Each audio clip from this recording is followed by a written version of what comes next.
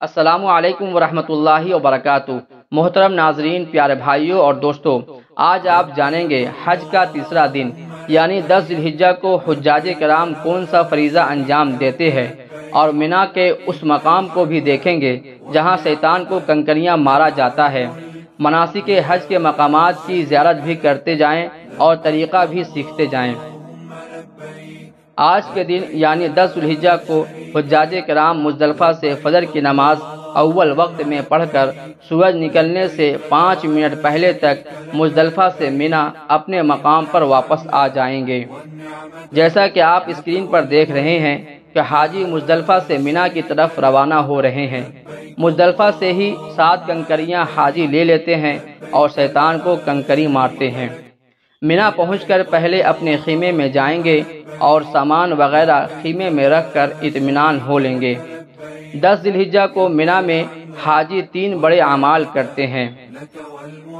ان مقامات کی آپ زیارت بھی کرتے جائیں اور مناسک حج کو بھی سمجھتے جائیں۔ نمبر 1، حاجی 7 کنکریاں لے کر مینا سے جمرے عقبہ یعنی بڑے شیطان کے پاس جاتے ہیں اور اس کو 7 کنکریاں ایک ایک کر کے مارتے ہیں۔ شیطان کو کنکریاں کس طرح مارا جاتا ہے اسکرین پر آپ غور سے دیکھ سکتے ہیں۔ پہلی کنکری مارنے کے ساتھ تلبیہ پڑھنا حجاج کرام چھوڑ دیتے ہیں۔ آج صرف بڑے شیطان کو ہی کنکریاں مارتے ہیں۔ آج کا خاص عمل یہی ہے۔ حاجی شیطان کو کنکریاں کیوں مارتے ہیں اس کو سمجھیں۔ جب حضرت ابراہیم علیہ السلام اپنے بیٹے حضرت اسماعیل علیہ السلام کو اللہ کے راہ میں قربان کرنے کے لیے لے جا رہے تھے تو اسی مقام پر شیطان نے حضرت ابراہیم علیہ السلام کو بہکانا شروع کیا۔ حضرت ابراہیم علیہ السلام سمجھ گئے تھے کہ یہ شیطان ہے، اس لیے انہوں نے کنکری ماری اور آگے بڑھے۔ جب آگے بڑھے تو شیطان نے دوبارہ بہکایا۔ حضرت ابراہیم علیہ السلام نے دوسری بار بھی کنکری ماری اور آگے بڑھے۔ اسی طرح شیطان نے تیسری بار بھی بہکایا تو حضرت ابراہیم علیہ السلام نے تیسری مرتبہ بھی کنکری ماری اور قربان گاہ پہنچ گئے۔ یہ عمل اللہ کو بہت پسند آئی تو حکم ہوا حج کے دنوں میں ان 3 شیطان کو کنکریاں مارے، اسی کو رمی جمرات کہتے ہیں۔ آج کا دوسرا عمل مینا میں قربانی کرنا ہے۔ حجاج کرام شیطان کو کنکری مارنے کے بعد قربانی کرتے ہیں۔ یہ قربانی حج کا قربانی ہے۔ یہ قربانی بھی حضرت ابراہیم علیہ السلام کی یادگار ہے جو انہوں نے اپنے بیٹے کو اللہ کے حکم سے قربان کرنے کے لیے یہاں پہنچے تھے۔ یہی وادی مینا ہے جہاں ابراہیم علیہ السلام نے قربانی پیش کی تھی۔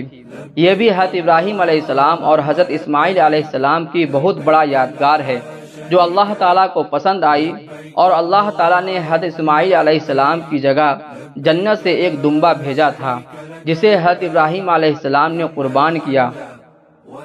یہ اللہ تبارک و تعالیٰ سے حضرت ابراہیم علیہ السلام کے لیے ایک آزمائش تھی۔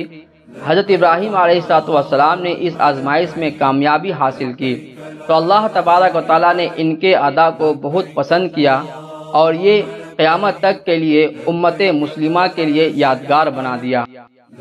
تیسرا عمل حلق یا قصر کرنا ہے۔ حجاج کرام قربانی کرنے کے بعد حلق یا قصر کرتے ہیں، یعنی سر کے بال منڈا لیتے ہیں یا چھوٹا کرا لیتے ہیں۔ عورتیں منڈائے نہیں بلکہ تھوڑا سا بال کاٹ لیں۔ سر کے بال منڈانا سنت ہے۔ نبی پاک صلی اللہ علیہ وسلم نے بھی اپنے سر منڈوائے تھے۔ حلق یا قصر کرانے کے بعد حجاج کرام اپنا احرام کھول دیتے ہیں اور روزمرہ کے کپڑے پہن لیتے ہیں۔ آج کے دن یعنی 10 ذی الحجہ کو حجاج کرام کو اگر موقع مل جائے تو مکہ معظمہ طواف زیارت کے لیے جائیں گے۔ اگر موقع نہ ملے تو 11 اور 12 تاریخ تک کر سکتے ہیں۔ طواف زیارت کے بعد صفا اور مروہ کی سعی کرتے ہیں۔ دوستو، یہ 10 ذی الحجہ کے وہ خاص مقامات اور اعمال تھے جسے آپ نے دیکھا اور سمجھا۔ اگر یہ ویڈیو آپ کو اچھی لگی تو دوستوں کو شیئر کریں۔ کچھ اعتراض ہو تو کمنٹ کریں۔ فی امان اللہ۔